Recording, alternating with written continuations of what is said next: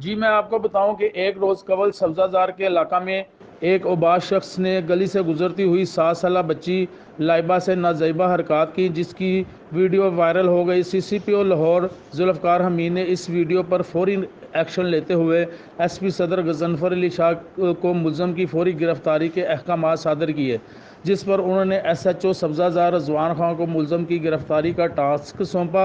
रजवान खान ने मुलज़म पर FIR number 802/20 दर्ज करके मुलज़म को चंद घंटों में ही गिरफ्तार कर लिया।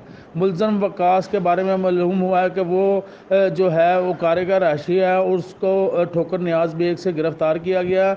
वो हजवेरी ब्लाक में सब्ज़ाज़ार का जो इलाका है हजवेरी ब्लाक में किराए के घर में मुकीम था।